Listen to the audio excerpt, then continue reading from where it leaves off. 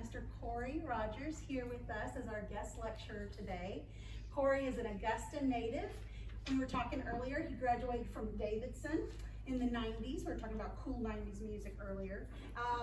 Graduated from Davidson in the 90s. He's an instructor and an educator at heart. He's taught in the Richmond County school systems and also at Payne College for a while too. And now he's teaching a course at USC-Aiken. He is a big part of initiatives, art and history initiatives here in the Augusta area. And in 2023, he was named the executive director of the Lucy Craft Laney Museum of Black History. So we are just thrilled to have him here. Please give a warm welcome to Mr. Corey Rogers.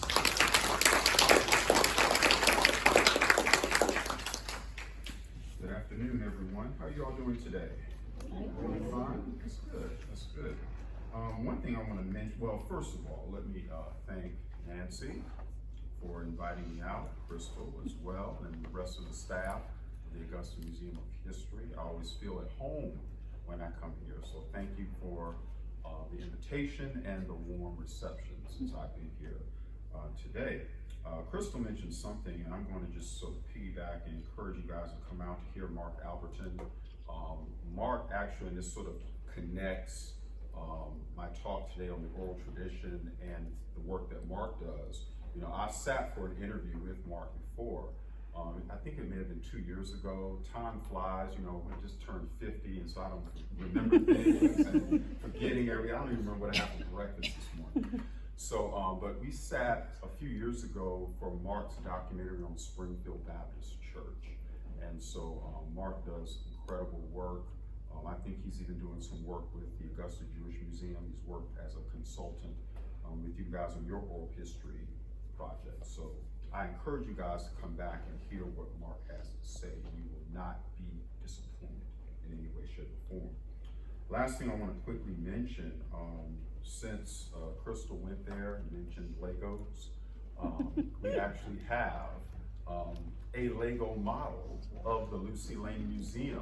Oh, wow. Yes, now housed at the museum. And Nancy, you have to tell me the year, but it was built here during the Lego. I think it was 2 years ago. It was built. Okay, well, I tell you what, it was during the pandemic that it was shipped to the museum.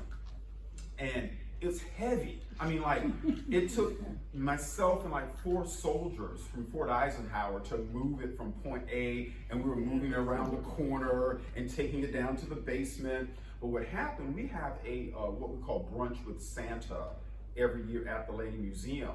And I forgot to cordon off the Lego model. Oh no. Yeah, oh no, yes, you're right. So the kids, you know, I'm not there in the basement, and the kids see it and their eyes get big.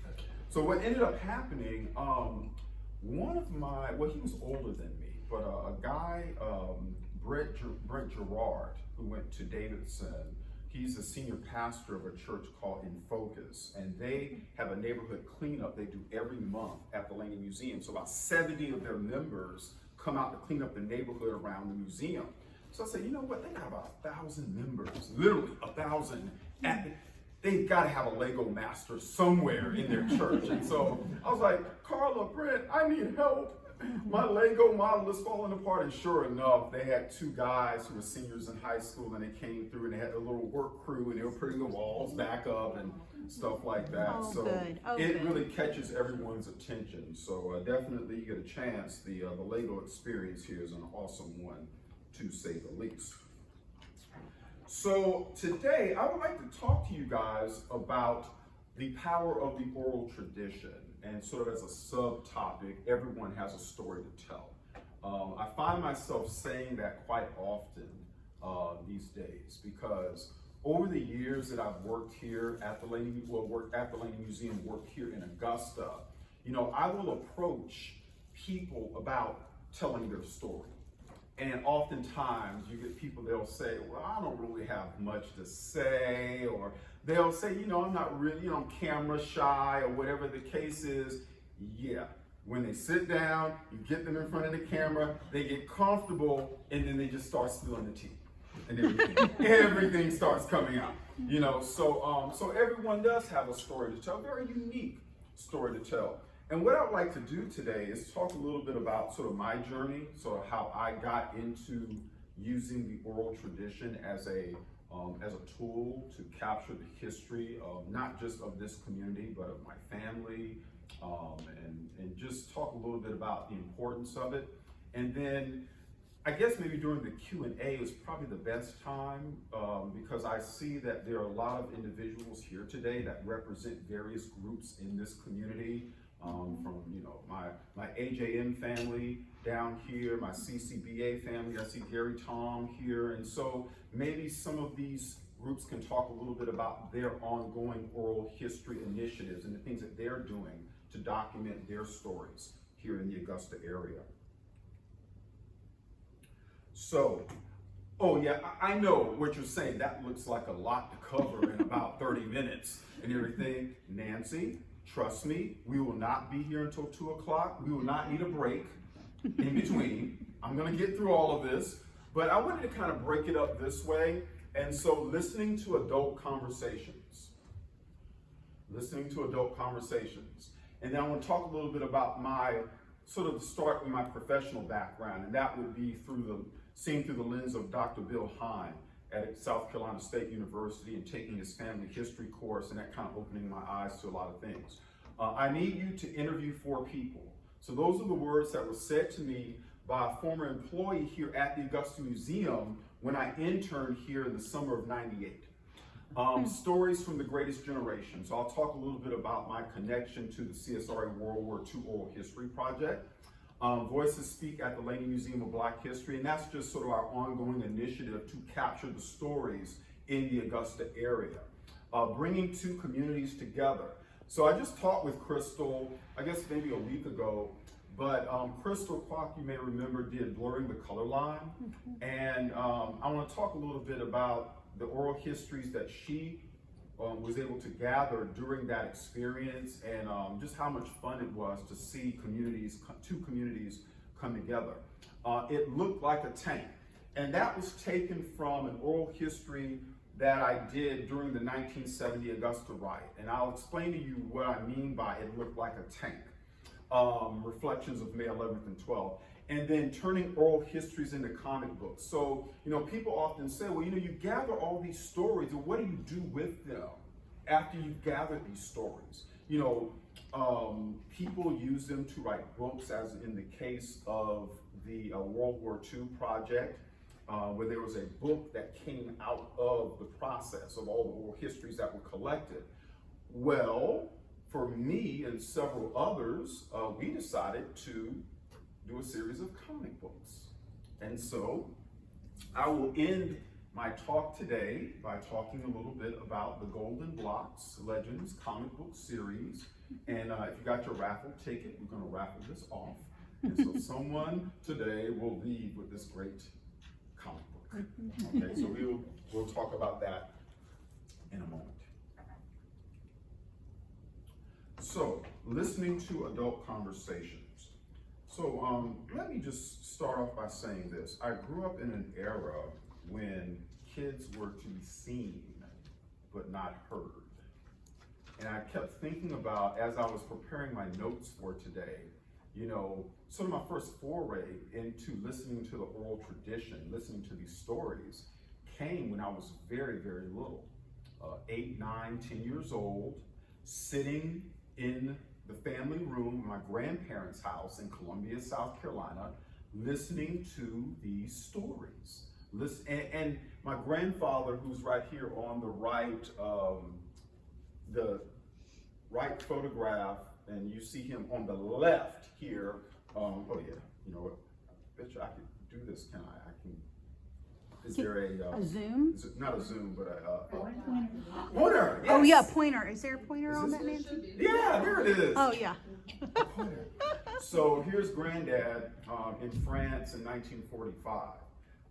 But I'll get back to that in a moment. And then I wanted to represent my dad and uncle, and that's the only photo I could find. So I'm pretty sure they won't mind if I use that one, even though obviously that's taken a long time ago. But I would sit and listen to their stories, and they would talk about, and they're very great storytellers, but they would talk about just sports, things that they were going through. My grandfather was a bricklayer, but he was also this legendary quarterback at Allen University in Columbia, and he was also a football coach. And some of my earliest recollections, like just sitting listening to these stories, was of him talking about their school, his school he coached at, and where my parents, or where my dad and uncle went to school, C.A. Johnson High School in Columbia, playing Lucy Laney High School in Augusta. And so this was during an era in which more often than not, most of your black high schools would then travel out of town to play other black high schools during this period of segregation. And so they always had these stories of talking about playing Laney High School. And they would mention all these people that at the time really didn't make much sense to me, or, I really didn't understand their importance, but later on down the line, as I'm working at the Laney Museum, and I'm hearing about people like Coach David Dupree and people like that, it all starts to make sense. But when you're 8, 9, 10 years old, it really doesn't. The other thing that really sort of intrigued me, and this is something that my brother and I talk about all the time, and that is when we were growing up, we were fascinated with World War II. My brother and I, we were fascinated with World War II. Any World War II movie that was on TV, we knew it. The Longest Day, Where Eagles Dare, In Harm's Way, you name it, those are our movies. But one thing that was kind of interesting is that most of the movies at that time, you didn't see a lot of African Americans represented. And as a matter of fact, more often than not, textbooks primarily talked about the Tuskegee Airmen, and that was pretty much it.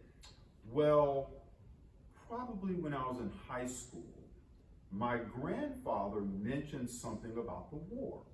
The very first time we had heard him say anything. And you all probably know this from your own family interaction, and maybe many of you have done interviews with World War II veterans, or veterans in particular, but in this case, World War II. They really didn't talk a lot about that specific experience. And so Granddad didn't talk a lot about it. So for him to finally start talking about going over on a troop transport and being on the boxing team at Camp Claiborne, and we're like, where did all of this come from?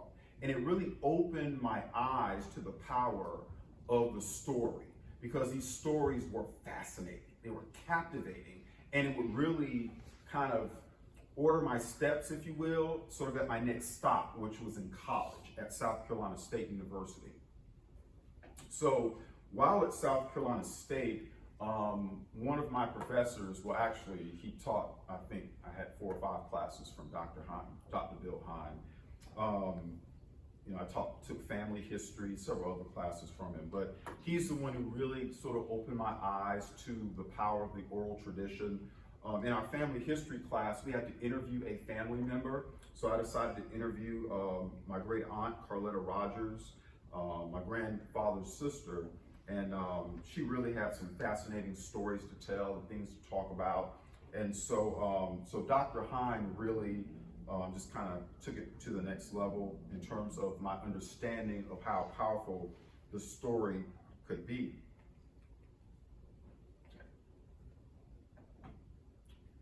And let's see, well, I'll come back to, we're going to revisit World War II in a moment, but I need you to interview 4 people. So let's fast forward to about 1998. So I get a phone call from a lady named Beverly Barnhart. So Ms. Barnhart calls me at Georgia Southern University, and I'm in graduate school, and she says, Corey, the Augusta Museum of History, we have an internship for the summer. Would you like it? And I was like, sure, why not? So I'm coming home, I'm doing my, I'm back home with mom and dad and everything, and I'm doing this internship. But as a part of the internship, they wanted me to go out into the community and look for people that may have had a connection to Augusta and civil rights. So that was sort of the overarching theme of it. And I remember one day, a guy by the name of Gordon Blaker, who worked here at the time, Gordon mentioned, I need you to interview 4 people. he had been doing his due diligence. He had found these 4 individuals that he wanted me to talk to. And so the 4 individuals, 2 of which I have represented here, but the 4 individuals, each sort of representing a particular area in Augusta's history during this time frame that they wanted me to sort of gather this information. Judge John H. Ruffin, Dr. Isaiah Ike Washington, the other 2, Mr. Grady Abrams, and the other one was Dr. James Carter III. And so I often tell people that it was these 4 oral interviews that I conducted that really just opened my eyes to Augusta's history. With my parents not being from this area, I knew nothing about Augusta, except for really what was on the surface. And I'll be honest with you, I'm not ashamed to tell you this. I often tell people, I knew nothing of Lucy Laney, for example. How ironic, I'm now the director. But I knew nothing of Miss Laney growing up. It was the name of a high school. And that was it for me. And so these 4 individuals really opened up the proverbial playbook. It was no longer 3 yards in a cloud of dust. They really opened up the playbook, if you will. And so each one of them really focused on a specific area in terms of Augusta, civil rights. Dr. Carter talked about everything. And so I was like, no, I didn't know about that. No, I didn't know about it. And he was going on and on. It was like 9 o'clock at night and he was still talking and everything. And I was like, yeah, Doc, I'm writing as fast as I can. And that was the other thing. I'm going to mention this throughout the course of my notes, and that is the process by which we document and catalog these oral interviews, at least for me, has changed drastically. So I've gone from, just taking pencil and pad and writing down notes to tape recorders and sitting at my office until 2 in the morning with the foot pedals, transcribing and things like that. Yeah, those days are long gone, and I'll talk a little bit about how the digital format or how technology has sort of changed the trajectory of how we document these oral histories.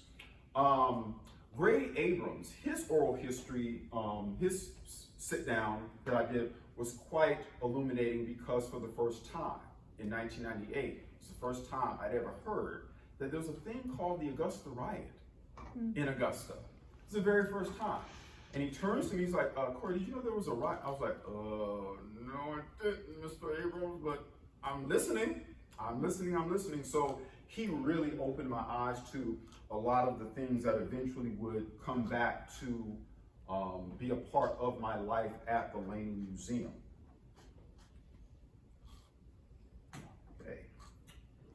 So, Dr. Caldwell, of course, will know this quite fondly, but for several years, we worked on a series of oral history initiatives here in Augusta. Now, there may be an official name for it. I always call it the CSRA World War II Oral History Project. That's a lot to say and everything. But Fred Gailey, who was the, director of this project, found out that, I had an interest in interviewing World War II veterans. And so he reached out to me, maybe around 2009, 2010. I may have my dates off a little bit, and asked if I wanted to be a part of the project. And there were hundreds of interviews documented, all sent to the Library of Congress, and I think a copy is kept at the Reese Library for local researchers. And then for the ones that I did, we kept a copy at the Laney Museum. The CSRA World War II project was quite fascinating on so many different levels. One story in particular I wanted to tell you guys. Fred was so passionate about this project, and so one day, when a prospective veteran was found, there was a worksheet that we would complete. That's sort of the preliminary to the oral interview, or the prerequisite. And so Fred would find these veterans, and he knew specifically, I was looking for African-American veterans in particular. Those are the ones. But, you know, I was willing to interview everybody, but particularly that's what I was looking for. And so he calls me one day, and he's all excited. He's like, Corey, I found a veteran for you, African-American, a retired colonel. He said, you've got to interview him and everything. And so I call Colonel Robert Prince to set up the interview. And so I'm talking to Colonel Prince, and I'm listening to Colonel Prince, and then I hang up the phone, and I'm like, I don't think Colonel Prince is African American, but you know, I'm gonna ride with it anyway. And so what it was, Fred, when he was doing the preliminary interview, when Colonel Prince filled it out, it said at the bottom, commanded over 400 African American soldiers and airmen in the Army Air Corps. And Fred just ran with it. So we get to the house to do the interview over in Montclair. Doug Hastings was my cameraman at the time. And it was really an amazing, it was probably one of the best interviews I've ever conducted. His wife was there. They married before the war. And so she also had an intimate knowledge of everything that he was about to say. Everything was very prepped, so he wrote out in advance. And that's actually something that me and other historians talk about. When you're prepping for an oral interview, do you give the questions in advance? Do you let them know what's coming down the pike, or do you withhold the questions and so you get sort of that visceral reaction from them when you're asking them the questions for the first time? And so that's something that we've talked about. How do you approach the interviewee when you're doing these? And we can talk about that during the Q&A. But sure enough, Colonel Prince, when he was a lieutenant in the Army Air Corps, had somewhat 400 plus soldiers in his command, a captain rather, and it was a great experience. So the World War II project was a fascinating project, and I brought several images. Sergeant David Williams, that was a great interview, and then Sergeant Alan Brown, who's a member of the 41st Signal Group. He was telling the story when I interviewed him for the project, how they were in Normandy, and he and another African-American member of the 41st Colored Signal Group, as it was designated at the time, they were laying wire at a particular part of the beach where all these German soldiers all of a sudden appeared out of nowhere, and they were like fumbling around trying to get their sidearm and everything. They were coming to surrender. they were coming to surrender. So a lot of fascinating stories that came out of that project. So to kind of segue into some of the work that we do at the Laney Museum, I also chose another World War II veteran. I didn't have an opportunity to talk with him in great detail, but sometimes a phone interview is just as rich as being able to plan and everything out and have a sort of choreographed script and everything sort of the room set aside here and a backdrop, sometimes just a simple phone call. So you may recall the oral interview I played as you all were coming in. I'm going to talk about that gentleman towards the end of my talk when I talk about the Golden Blocks comic book series. But that was Father Louis Bowler Jr. And some of you know Father Bowler very well. Once you meet him once, you'll never forget him. He's a trip, but he's a great asset to what we do at the Laney Museum and to our history here in Augusta. Well, that's his brother here. This is Lieutenant Henry Cabot Lodge Bowler, his older brother by 2 years, and a member of the 99th Fighter Squadron. He was a Tuskegee Airman. He was one of about 5 Tuskegee Airmen from Augusta, Georgia, and he lived at 1102 Phillips Street, which is right down from the Laney Museum of Black History.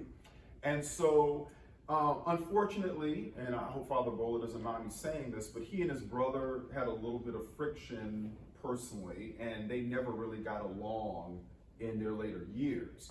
And so I asked him one day if his brother would be willing to talk with me about his experiences as a Tuskegee Airman. He said, probably not. He's very mean and surly. He's not going to talk to you and everything. When you call him if you would. He said, here's the number, call at your own risk and everything. And 2.5 hours later, we had the most amazing conversation about his time as a pilot. He went off to Hampton Institute, but the war interrupted his studies, and so he joined the 99th. And then later in his life, he became a civil rights activist down in Florida, in southern Florida, where he lived until his death in 2009. Enjoyed flying his private planes into Daniel Field, even at a later age, coming to visit family here in Augusta. So that was a great sort of impromptu, off-the-cuff interview, but they're just as valuable as sort of your staged interviews and oral accounts. And then I chose Miss Crawford because I don't know, I think I lost count on how many times people have interviewed Miss Crawford, but when you're 109, I guess you've been interviewed quite a bit. And so she'll turn 109 next Saturday. Oh, wow. Yes. And crazy thing. So last Memorial Day, we unveiled the Women of Excellence mural at the corner of Laney Walker and James Brown. And we highlighted 6 women of achievement in academia that we wanted to highlight, and Ms. Crawford was one of them. She was the only living recipient there. And here's this woman who just turned 108 at the time, just kind of cracking jokes and making fun. I was like, wow, it's just amazing. But she's been a wonderful resource. She's one of the first people to really tell me about Frank Yerby. So I knew of Mr. Yerby. I knew some of the things about him. I knew the Foxes of Harrow and some of those things, but sitting down and talking with her in 2005, she was 2 years behind Frank Yerby and Ike Washington at Payne College. So she was class of 1939 at Payne College. And she just talked about going to school with him, and that made me even more curious about the life of Frank Garvin Yerby. One thing I wanted to mention also, let me see. Okay. One other thing I wanted to mention, years ago, Dr. Caldwell, you'll remember this, and I'm thinking maybe a few others will remember, we used to have a program called This Place Matters. This was a joint partnership between Historic Augusta and the Laney Museum. The purpose of it was to highlight various communities in Augusta and to shed light on preserving these communities. And so every sort of the culminating event at This Place Matters was a panel discussion, an oral history of that community. So we did one up at the Sand Hills Community Center with Ellis Johnson and Catherine Tompkins and several people up there. We did one over in Turpin Hill with Ms. Crawford. We did one out in Bel Air. And those were very rich and very enlightening to have the people of the community talk about their community. So Crystal, I often laugh when I think about how I met Crystal. Crystal did the documentary Blurring the Color Line. And one of the things that I sort of laugh at as I reflect, one day I got to work at the museum. By the way, I've been at the Laney Museum for 20 years now. So yeah, I'm kind of a permanent fixture over there. But some years ago, I get to work and there's this young lady walking around the neighborhood. That I didn't know who she was. She wasn't anyone I'd seen, but she was just walking around here, walking around there. And then I get a message that a young lady named Crystal from Hawaii is looking for you, or something like that. And so that was my first time meeting her. And essentially, what Crystal was trying to do was to gather the voices both from the African American perspective and from the Chinese perspective. Get them together at the Laney Museum to talk about their experiences growing up, interacting, and the relationship between many of these African American families and communities and many of the Chinese families that lived in these predominantly African American communities. And so I know that a lot of her work initially started out as a family history experiment or family history initiative, but it sort of morphed into what became blurring the color line. And I thought it was pretty fascinating to look at sort of what lane did the Chinese fall into in a segregated South. And that was pretty much what Crystal was looking at. The other thing that Crystal did when she did her oral histories, so oftentimes, you know, when you're doing an oral history, you know, you'll have the interviewer and the interviewee, you'll have a camera person oftentimes, or sometimes the interviewer and the camera person is one and the same. And you'll have just that one single person, but with Crystal, as we did with This Place Matters, she mixed it up and had 2 or 3 people at the same time. One of the advantages of that is that you have people recalling things, incidents, and they can kind of feed off of one another. You know, so someone might say, well, I remember, you know, this store burned during the riot in 1970. And they're like, no, it wasn't on the corner of Phillips. It was on the corner of, you know, Dugas. You know, so I love having sort of that interaction where you have 2 or 3, maybe 4 people, and they kind of feed off of one another when they're trying to recall the events of that day. So, one thing I found interesting, well, let me back up for a moment. So, in 2018, I think I was telling, I may have been telling Crystal this, but in 2018, several of us began meeting over at Nacho Mama's on Broad Street. Yeah, it's amazing the things you concoct when you're sitting around thinking like, what? Yeah. So anyway, Pax Barbaro, who used to be over at the Arts Council, Pax called myself and Dr. John Hayes from AU, and we met, and she wanted to kind of preemptively get in front of preparing for the 1970 observance of the Augusta riot, the 50th anniversary, or 50th observance of the Augusta riot. And so we started meeting, and then we brought in other people to kind of meet and plan and strategize. Dr. Caldwell, of course, was one of the individuals that we worked with. The Augusta Museum, Harvey would come to a lot of our meetings and help to plan as well.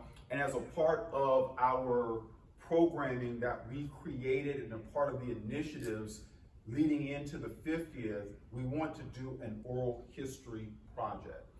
So we wrote a grant through a foundation out of Thompson called Watson Brown, or the Watson Brown Foundation. So we wrote what they call a junior board grant that allowed for us to interview, I believe it was 15 individuals that we interviewed formally for this initiative. Now, in addition to that, one of the things we did, which was quite fascinating, we were broken up into committees for the riot, the riot committee, broken up into subcommittees. And the history subcommittee would meet once a month at Payne College in their library, and we would invite different people from the community who took part or had an intimate knowledge of the 1970 riot. We would invite them in, round table, and just sit and just let them talk and just let them go. And it was quite fascinating, some of the things that came out of these meetings. People who no one had ever thought to sit down and interview about the riot. Because when we think about this particular event, we always go for, certain individuals. We go back to the same people over and over again. So, give you an example. Dr. Mallory Millender from Payne College, I'd interviewed Dr. Millender on many occasions about the riot, about other things going on, about the early days of the civil rights movement when he was a student with the steering committee at Payne. And so people would often interview Dr. Millender all the time, and rightly so. But when you start to really drill down and think about who are some other people that we could interview, well, we found a member of the Black Panther Party who had never been interviewed before on camera. And he came in and we talked with him about his activism. Then it started making sense to me because I remember Grady Abrams telling me back in '98 how his group, Here's Mr. Abrams right here, smoking a cigarette. So I remember Mr. Abrams telling me that his group, called by someone in the newspaper, coined them the Committee of 10. His group often had conflict with the Black Panther Party. And so it was just kind of an interesting dynamic to hear these different sides of the story. Now, one other thing I want to quickly mention to you about this particular photo and about the power of the oral tradition and the lengths that historians will go to document said story. So one day in sort of a planning meeting, we were trying to find other individuals that we wanted to really talk to, but had been off the radar, or for whatever reason, no one had really sat down to talk with them. And this gentleman right here kept coming up. His name is John Warren, currently lives in Jacksonville, Florida, went to Marist College, and came to Augusta. Now, this picture was taken around May 10th, May 11th, 1970 in downtown Augusta. And here's John, who lived on Gwinnett Street at the time, Lady Walker Boulevard. Here's John, surrounded by all of the other members of sort of the leadership of the Committee of 10. So Dr. Hayes and I, Dr. Hayes, John Hayes, as you can tell, this was in the middle of the pandemic. and so John and I were like, man, on our wish list, we would love to interview John Warren. Love to. And so I called Marist to see if I could get a number, or an address, or something, and crickets. For 2 years, crickets, nothing. So finally, one day, the Lucy Laney class of 1970, they were celebrating their 50th reunion 2 years later because they couldn't do it during the pandemic. So in 2022, they come to see me. And in this group was a young man by the name of Randy Gunther. Now, Randy and I have known each other for years. Randy retired, I believe, from Georgia Southern in administration, either Georgia Southern or Savannah State, but he was at Georgia Southern when I was there. And so Randy overhears me talk about the riot. And he goes, you know, Corey, I've got a friend. He actually saved my life. I was drowning. We were at the beach, Tybee Island. I was drowning, and he jumped in and saved my life on an upward bound trip. This is a high school enrichment initiative, Upward Bound. He said, his name is John Warren. Would you like to talk with him? I'm like, heck yeah! I want to talk with him. So after 2 years, it was this chance encounter with an old friend of mine who was home for a reunion that is still very, very close with Mr. Warren. So once again, to show you how technology comes into play, instead of John having to come to Augusta or us having to pick up the phone, we did a Zoom interview with him, with Dr. Hayes, myself, and John. And he talked about, you know, how Marist and Payne College had an exchange program. And he was the only student from Marist that chose to come south to Payne College. And he had a little apartment, a little area that he stayed on Gwinnett Street. And so he talked about just how he became embedded in the community, and sure enough, we found him. So that was a really nice get, if you will. So, turning oral histories into comic books. So several years ago, I was approached by Dr. Kim Barker and Dr. Juan Walker from AU, College of Ed, Department of Ed, College of Ed. And they walked with me in the neighborhood. So every once in a while, you guys will catch me walking Laney Walker, and I'm just telling people where this used to be and what used to be over here, and this is now this, and all of that kind of stuff. And they went with me on one of these tours. And then maybe a couple months later, they approached me again. And they're like, you know, we work with student teachers in Richmond County. We work over at Jenkins White Elementary School. We work over at Hornsby Elementary. And they're like, you know, funniest thing, you know, we're not from Augusta. We, Kim and Juan, we're not from Augusta. But every time we ask somebody, who's Clara Jenkins? Who's Levi White? No one knows. The principal, the students, the parents, no one knows who these people are. And so that conversation, we kept talking and kept sort of brainstorming, and it eventually evolved into, well, can we do something fun, unique, and creative that would get students sort of interested in their own local history? And that became the Golden Blocks Legends comic book series. So we took the name from the traditional name of the business community in Black Augusta, located primarily along the axis of Gwinnett and Campbell, Laney Walker and James Brown today, where you had businesses upon businesses, Black owned, most of which sort of clustered within that little area. So that was sort of the namesake. But then we decided to take each comic book and frame it around a particular school. So the namesakes of the different schools. And so you see Lucy Laney was comic book number 1, but then we wanted to follow it up with the two individuals who were most closely associated with her that have schools named for them. So John Tutt is our second comic book, and T.W. Josie is comic book number 3. We'll just keep going until the money runs out, you know. But one of the things that I wanted to do was to incorporate an oral history initiative embedded within our process.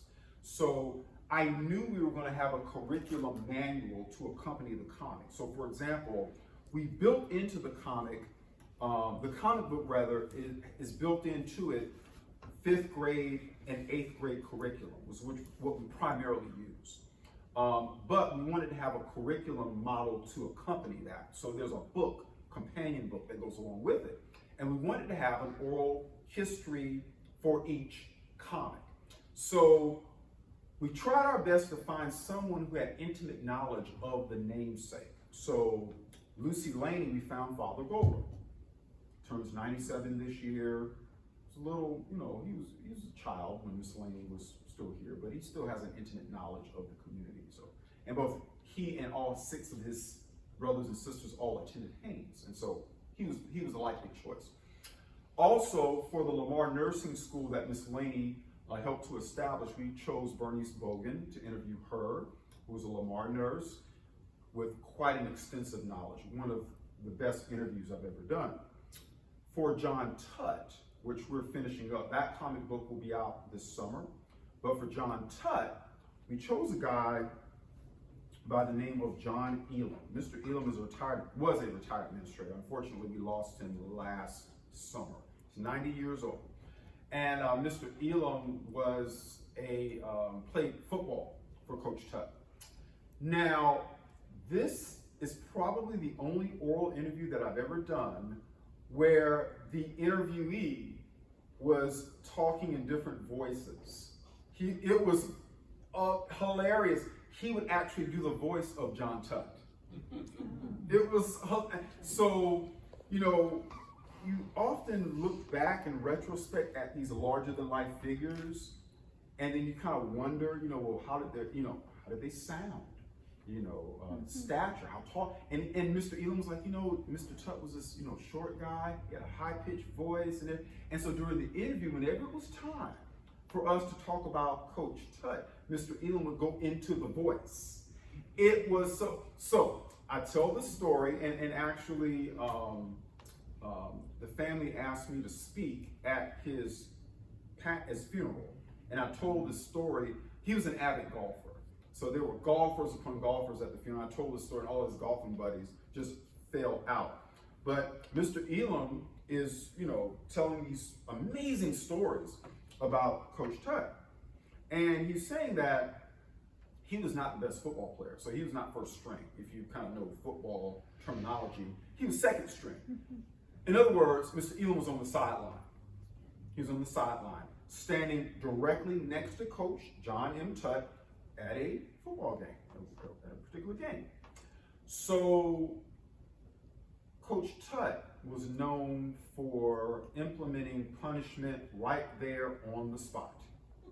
He was known for, if it was his hand, if it was his paddle that he carried with, he had a paddle called the Board of Education that he carried with him. And so he was known for implementing punishment whenever he deemed it necessary. Dr. Roscoe Williams talks about in the interview I did with him about being slapped by Coach Tutt in the middle of a basketball game between Immaculate Conception and Laney High School. So you get the picture. Anyway, Mr. Elam says that he's on the sideline and Coach Tutt calls a pass play.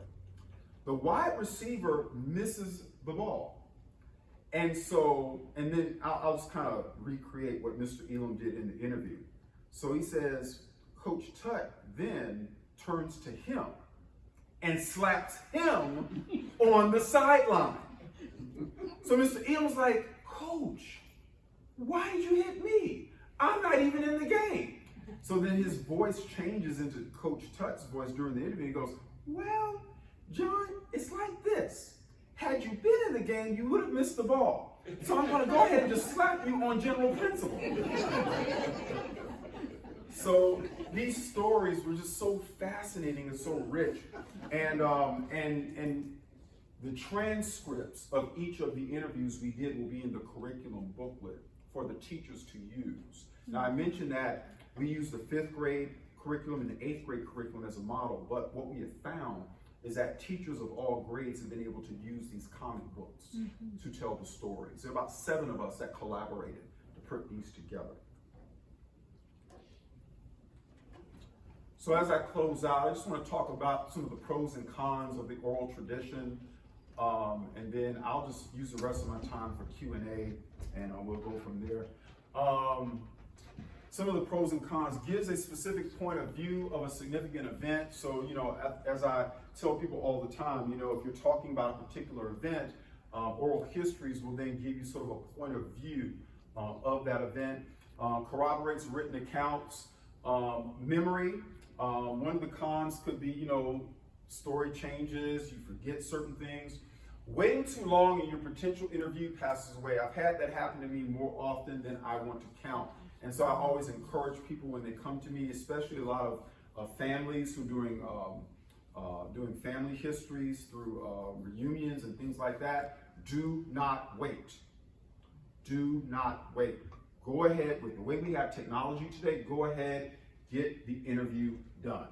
And then, of course, technological advances. We have smartphones, portable lighting, transcription software. So it makes it a lot easier to take these oral interviews and transcribe them and make them accessible either to your family or to the public.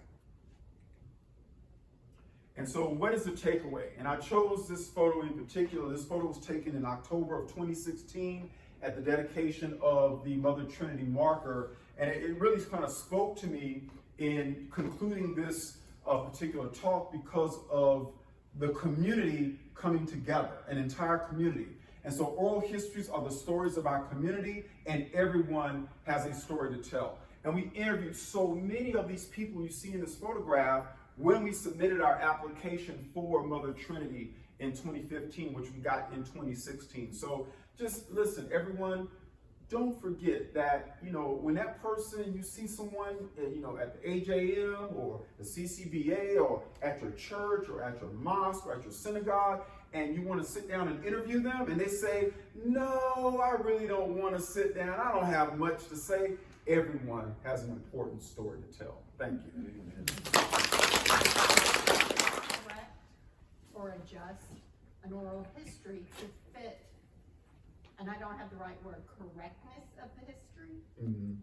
Well, what I do at least is I just keep the oral history as is. It's the person's recollection.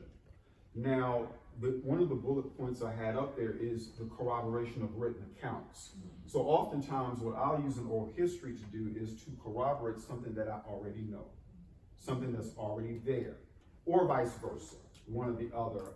I will not necessarily use some of the information until I can prove it. A good example of that, during the 1970 riot interviews, one of the interviews mentioned something that seemed like the stuff out of Hollywood. And, like, oh yeah, they did this, and I'm like, And so after the meeting that day, I remember Harvey White and I were talking. I was like, Harvey, like, what the heck? You know, so the interview in and of itself, we just let it stand alone, at least from my vantage point. But in terms of utilizing some of that interview, let's say in our programming at the museum, I usually like to do my due diligence in taking that information and then making it a part of our standard operating information that we utilize at the museum.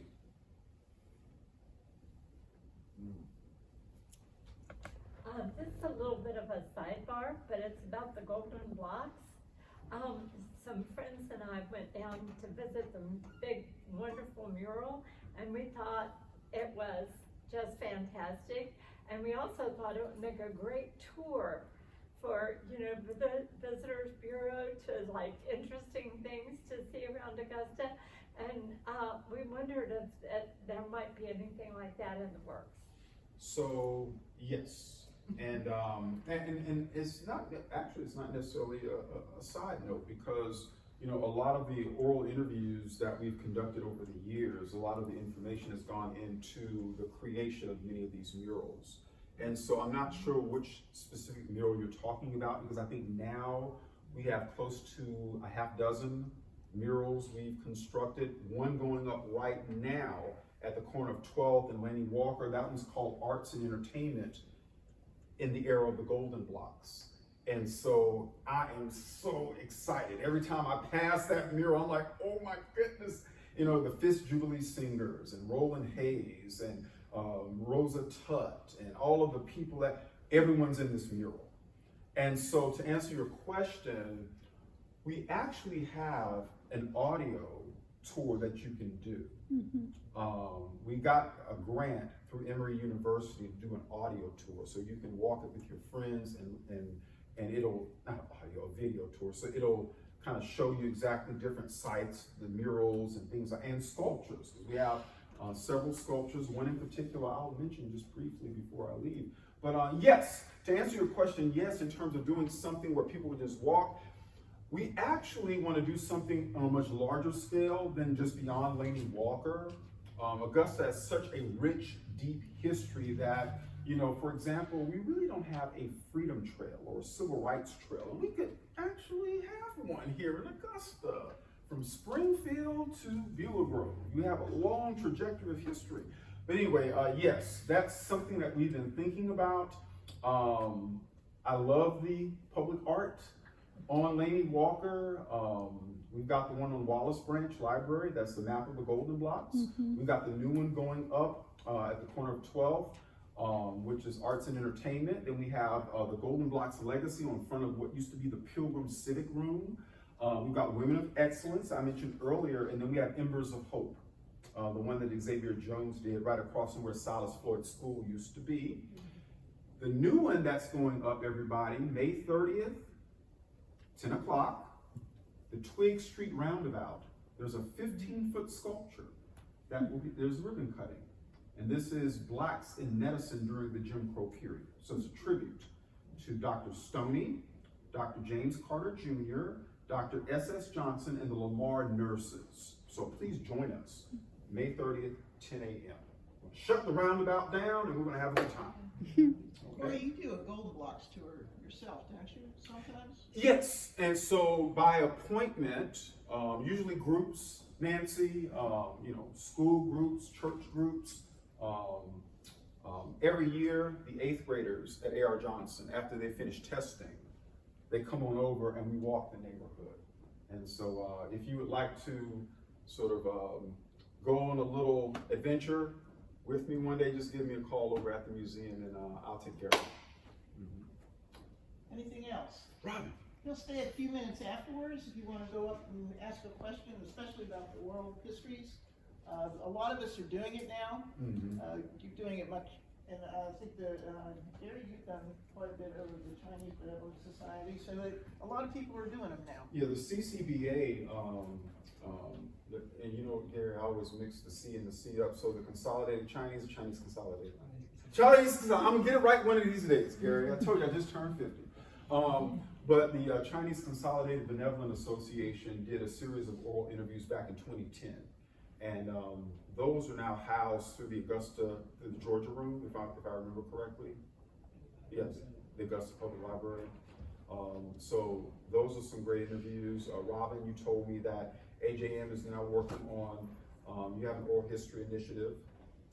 We have AJM Stories, and it started with collaboration with the Jesse Norman School of Arts. So I loved when you talked about partnerships in the community. And it continues now as AJM Stories, and Mark Alberton helped us, as you mentioned. I wondered how to get access to the video that you were talking about that talks about the Golden Blocks. You said something about you had a video or an audio? Oh yes, I'll send you the link, Robin. Yeah, I'll send you the link. Okay. I will send it to you, and it's just, you just upload it to your phone. It's an app. You just upload it, and then you can walk the neighborhood. And for example, you can see what the Haynes Institute used to look like back in the 1920s and 30s, things like that. So yeah, I can do that. It's through the Laney Museum? It will be, yes. So it will be, we created the Arts Council, Housing and Community, and the Laney Museum created this link. We created it, yes. So how has Georgia's recent legislation related to education, i.e. the divisive concepts law, has it impacted at all how, you crafting these things for use in public schools? Or has there been any, or you're not at that point where you're not, I guess what I'm trying to ask is, how much of your work, or in your mind, are you trying to get public schools to be able to use this material? And if so, has this legislation impacted? Are you saying there's blowback because of it, legislation? I'm just asking if it's any Good kind of news impact. is, we're not affected by that.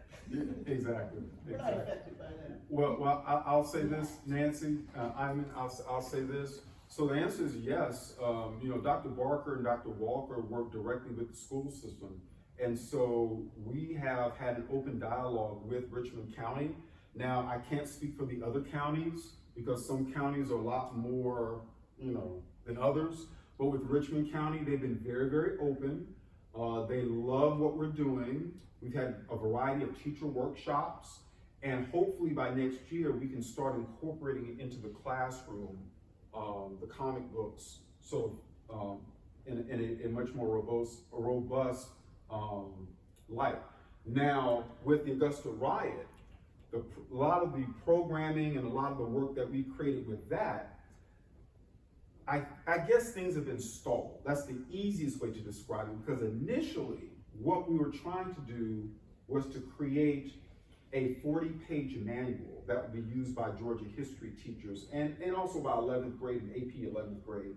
And I'm not sure what happened with that. Dr. Hayes has sort of taken on like the writing of it, and it's turned into a book now. So it's gone from being a 40-page book for 8th graders to now like a full-on. But at the time, Richmond County was pretty receptive to us incorporating Augusta riot material. But principals change, administrations change, people change, and as a result of that, that's sort of been stalled at the time. Teachers reach out to us all the time. And that's one way, to really get around a lot of these initiatives that are being put in place. As Nancy mentioned, you can come to us. You can see us. And I'm not beholden to the school board. So you set up a field trip, and there you have it. Superintendent of schools is on my board. We get every 5th grader in Richmond County, and we talk about the civil rights movement. You betcha, we also talk about the riot. It's been received very well. No blowback at all. What about Columbia County? We're working on it. We're working on that right now. Okay. I don't think I live out there. I don't think it'll be a problem because we're teaching things that they can't get in the classroom. And we've had no blowback on that at all. I understand that initiative. It's a little scary at the state level. That's a whole other discussion. So Did anybody not get a ticket? Ticket? Yeah, so he has a giveaway. Oh, yeah. yeah, I'm gonna raffle off. I brought a comic with me, so I'm gonna raffle this off and then. We didn't get one. While we're waiting, question that you brought up that we could talk about now is, you give your questions ahead of time. How do you come up with your questions for your interviews, or do you just, surprise? I usually prep the interviewee. That's usually been sort of my standard operating.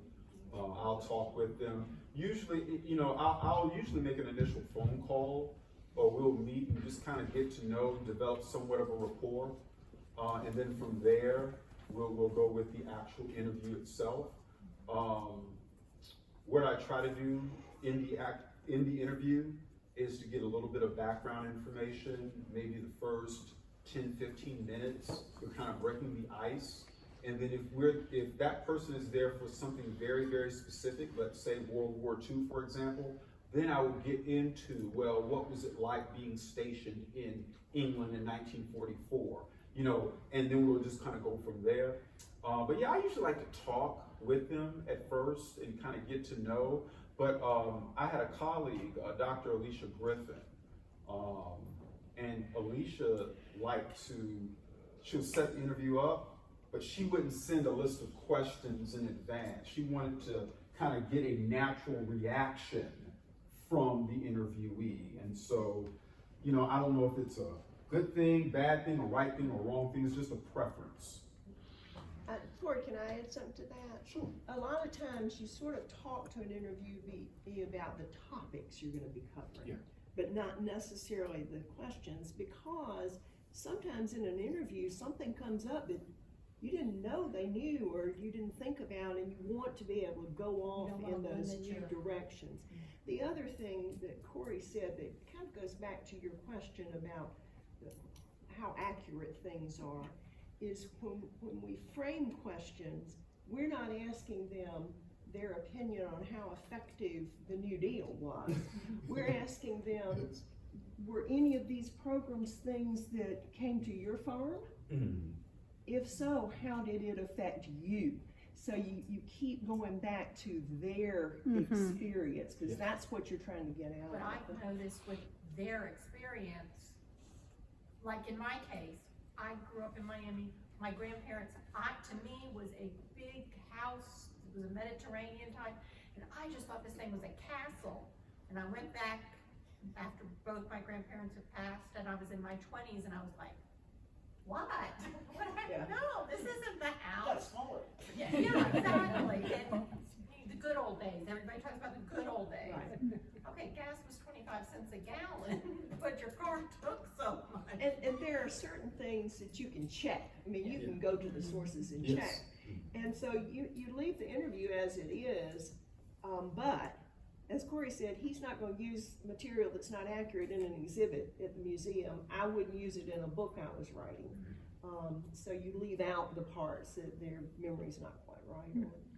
Guys, let's give one last round of applause to Thank you.